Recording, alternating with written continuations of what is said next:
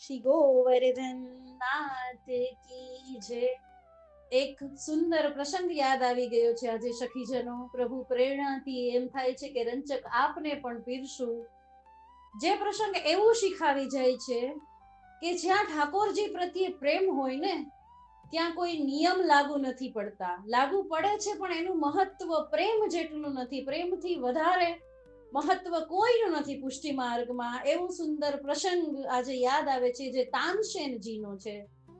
તાનસેનને આપણે તાનસેનજી કહીને બોલાવશું કેમ કે ગુસાઈજીના સેવક હતા અને ગુસાઈજીએ એમને જ્યારે નાથ દ્વારા મંદિરમાં અને વ્રજ મંદિરમાં શ્રીજી બાવાની અષ્ટશમાની ઝાંખી થતી હતી ત્યારે રાખ્યા હતા, જે તબલા વાદન કરતા, ગાયન કરતા, પ્રભુ સમક્ષ પ્રભુને રીઝાવતા, પ્રભુને પ્રસન્નતામાં રાખતા અને એને લીલાના દર્શન થતા ત્યારે પદ પણ રચતા એવા તાનસેનજી જે દૈવી જીવ હતા. હવે એ શું કરતા?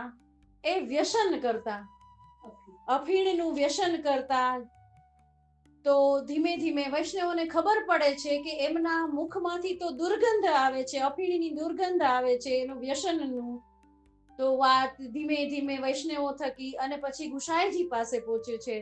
વૈષ્ણવો કહે છે, ગુસાઈજી જય જય, તાનસેન તો વ્યસન કરીને અફીણ કરી અને પ્રભુ સમક્ષ આવે છે અને ગાયન કરે છે તો એના મુખમાંથી ભયંકર દુર્ગંધ આવે છે, તો પ્રભુને કેવી રીતે રૂચશે? આવી વાત જ્યારે ગુસાઈજી સુધી પહોંચે છે તો ગુસાઈજી તાનસેનને બોલાવે છે. ક્યોરી તાનસેન, આપ આ વાત કરે છે આખી કે આપ અફીણ કરો છો, આપ વ્યસન કરો છો, આપણે દુર્ગંધ આવે છે, આ વાત સાચી છે? તાનસેનજી કહે છે, જી જય જય. તો કે હવે ના કરતા, પ્રભુને ના રૂચે આવી દુર્ગંધ, આવું અફીણ, આવું વ્યસન. જો આવ્યા જય જય કરી અને તાનસેન ત્યાંથી નીકળી જાય છે.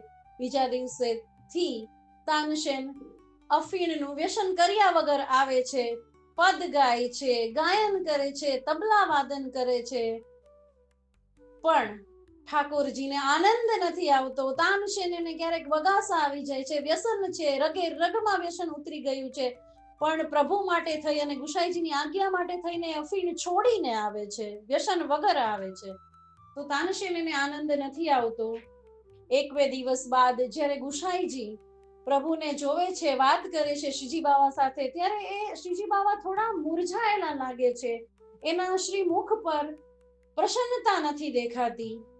તો ગુસાઈજી પૂછે છે, ક્યુરી લાલા, ક્યાં ભયો? પૂછે છે, શું થયું? જે જે आप क्यों ऐसे लाला, आप क्यों ऐसे मुरझाए हुए लगते हो?